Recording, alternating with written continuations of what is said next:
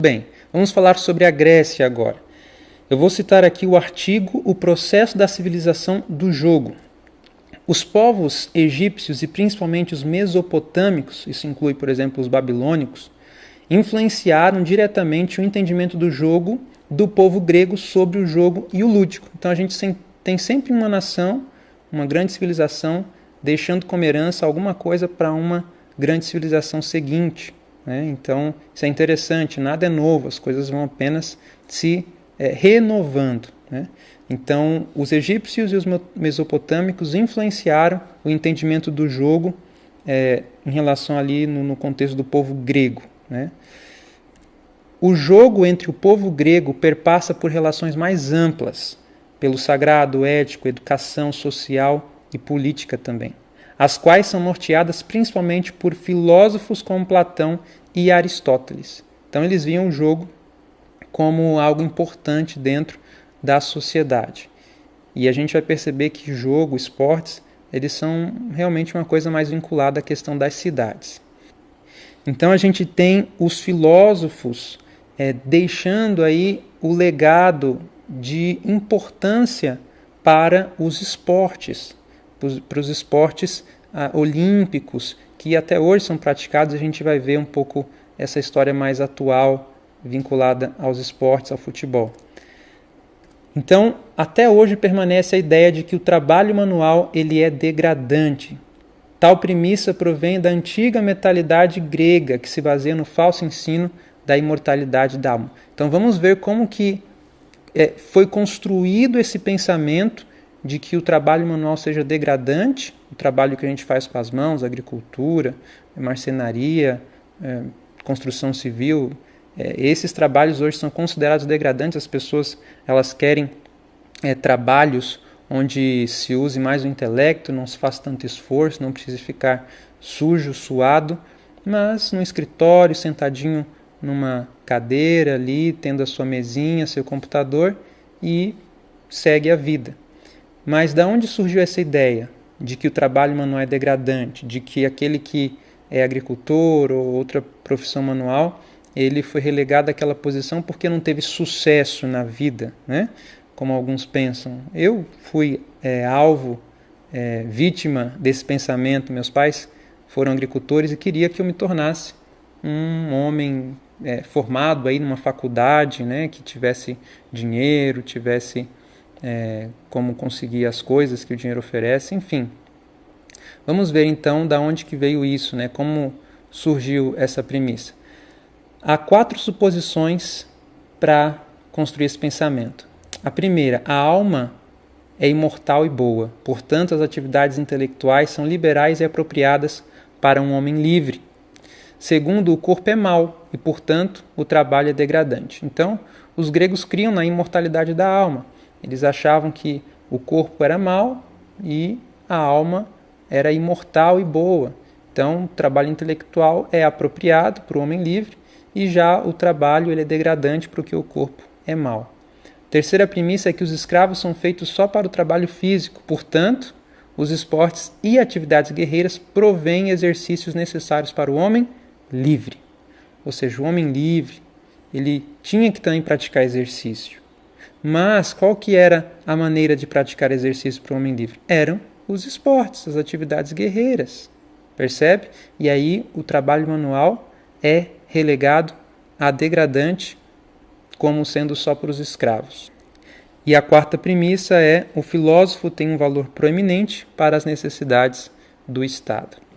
Então, essa ideia de que o trabalho é degradante e de que para prover exercício físico nós usamos os esportes vem da antiga Grécia, com essa premissa aí da imortalidade da alma, que é uma doutrina falsa, né? Biblicamente, o homem, ele quando morre vai para a sepultura, ele não é um ser imortal, imortal é só Deus, ponto, é isso que a Bíblia diz. Paulo, falando da Grécia, Paulo ele menciona os jogos gregos, né? Os jogos helênicos. Mas por que Paulo fez referência a esses jogos? Vamos ler o texto aqui de Coríntios.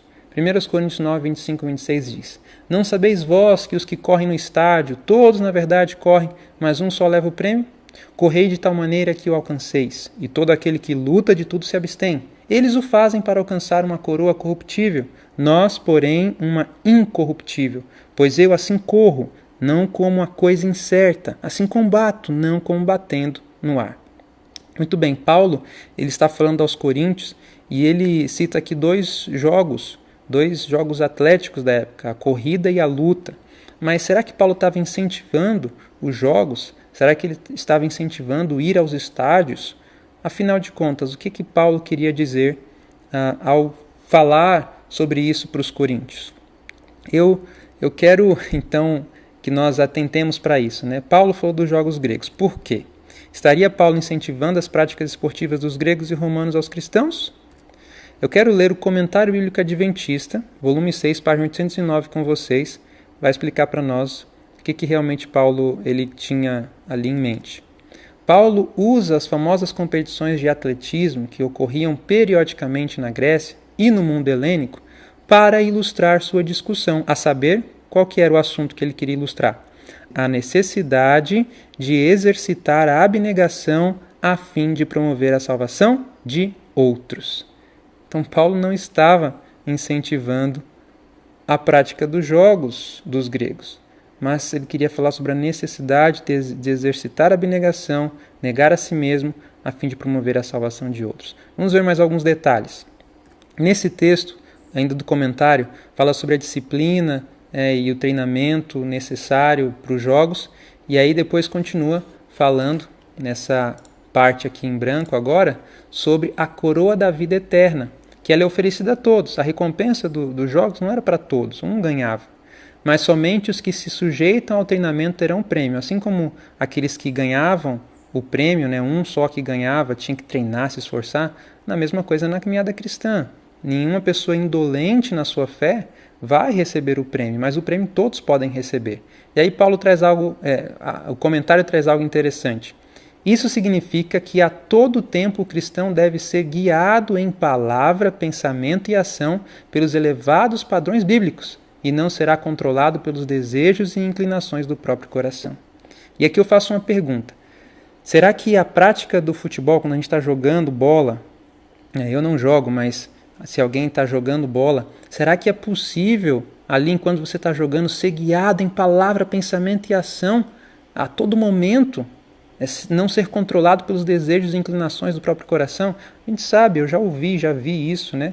Ali enquanto no jogo, mesmo entre cristãos, e aí sai um palavrão, sai uma atitude irada, de raiva. Então, será que nós podemos manter controle sobre nós mesmos? Pelo contrário, muitas vezes a gente vê que facilmente há um descontrole, né? E aí o comentário bíblico conclui dizendo: perguntará a cada passo da jornada, né? O cristão deve perguntar a cada passo: o que Jesus faria? Essa atitude, esse plano de trabalho, essa forma de recreação vai aumentar ou diminuir minha força espiritual? Eu pergunto, será que se envolver na prática do futebol vai aumentar ou diminuir a nossa força espiritual? Qualquer coisa que de alguma forma interfira no progresso espiritual deve ser rejeitada. Do contrário, não se poderá obter a vitória. E eu digo, é necessário rejeitar o futebol para que haja progresso espiritual. E nós só vamos perceber isso tendo discernimento espiritual. Então nós concluímos aqui que Paulo ele apenas estava ilustrando a carreira cristã através de algo comum aos cristãos que viviam ali em Corinto, coisa que Jesus fazia, usava as coisas da vida cotidiana para ilustrar as coisas espirituais, para que as pessoas tirassem os seus olhos das coisas terrenas e colocassem pela fé nas coisas eternas que duram para sempre. Paulo estava tão somente usando uma ilustração. Bem, vamos falar do Império Maia. Vamos falar sobre essa civilização antiga da América Central. Ainda no site Universidade do Futebol, diz que há 3.400 anos atrás, no México, os nativos jogavam um esporte praticado em equipe usando uma bola de borracha. Alguns anos depois, esse esporte foi adotado pelos maias, pois para eles a bola simbolizava o sol. Mais uma vez, a bola para uma civilização significando o sol. Esse esporte era visto como sendo algo sagrado, pois representava a fertilidade. Interessante. A prática desse jogo com a bola entre os maias representava a fertilidade. O Gabriel Estevam vai falar mais sobre isso quando nós formos no terceiro episódio. Continuando o texto, virilidade dos jogadores também representava isso, e o capitão do time perdedor era oferecido em sacrifício aos deuses.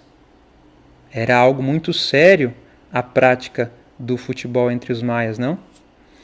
E aí agora a gente passa para um outro império, o Império Azteca, também na América Central. Eles também tinham uma prática com a bola. Olha só o que diz. Os aztecas também praticavam um jogo parecido com o futebol. A cerimônia tinha conotação religiosa, uma vez que os aztecas consideravam a bola o sol. Mais uma vez, a bola sendo considerada o sol. A bola era chutada com o quadril, o antebraço, os pés ou com os joelhos. Os vencedores das partidas eram sacrificados. Seus corpos eram pintados, as cabeças eram cortadas e o sangue era oferecido aos deuses. Percebem como que o futebol ele estava intimamente ligado com a questão de culto, com a questão de adoração a divindades? Então aqui uma ilustração de como que era esse jogo com bola dos aztecas, né? E aqui os itens envolvidos ali na prática desse jogo. Esse teólogo e filósofo Hans Kung, ele diz que o futebol é um sério concorrente da religião, podendo até mesmo se tornar uma religião. Há até quem fale do Deus futebol. Ele imaginou que o futebol poderia se tornar uma religião. Eu digo que se tornou. Sempre foi no paganismo, mas se tornou uma religião universal, onde até os cristãos passaram a se envolver com ela. Quero retornar aqui a uma citação do livro do Gabriel, né, do livro Resgatado do Reino das Trevas. Na página 122 é dito: essa é uma religião muito antiga. Lembra que nós vimos no vídeo? Uma religião que passou por vários povos, né? Uma prática que aqui ele chama de religião. Continuando, e é uma homenagem e adoração ao Deus da guerra e da fertilidade. Então, o Gabriel fala que o futebol é uma homenagem ao Deus da guerra e da fertilidade. No terceiro episódio nós vamos ver os detalhes disso. E ele continua, que já vem de muito longe e só se renova de geração em geração. Interessante a capacidade do futebol de unir as pessoas. Assim como a religião prega a união das pessoas, o futebol parece que une as pessoas. Aqui no Brasil nós estamos vivendo essa questão da política, né, que parece que ficou um pouco esquecida agora com o futebol, mas a união que houve entre as pessoas pelo futebol é algo impressionante, né? União e também divisão, né, nos times oponentes. Eu quero trazer aqui também alguns textos desse livreto que tem por título Expondo o Segredo por Trás do Futebol, o Jogo do Anticristo. Foi escrito por uma mulher que se diz ex-membro do satanismo, né? E ela traz algumas coisas semelhantes com o Gabriel. A fonte é esse site que vocês podem acessar, o livreto. Ele está em inglês, mas a gente traduziu aí pelo próprio Google e diz para nós o seguinte: quer você acredite ou não, o jogo de futebol é originado por Satanás. Olha só o que ela diz. O futebol não é o jogo inventado pela inteligência do homem. É uma ideia importada do reino das trevas. O futebol é um jogo do anticristo. Como ex-membro do reino satânico, entendo o cérebro por trás do futebol. Ela continua dizendo: há um espírito por trás do jogo de futebol. O espírito não é de Deus, mas como discutido no capítulo anterior, é o de Satanás. No Brasil existe um templo dedicado a esse demônio, e as pessoas vão até lá para adorar o Deus do futebol, como é chamado popularmente. Interessante, quando ela falou isso daqui, eu fiquei curioso.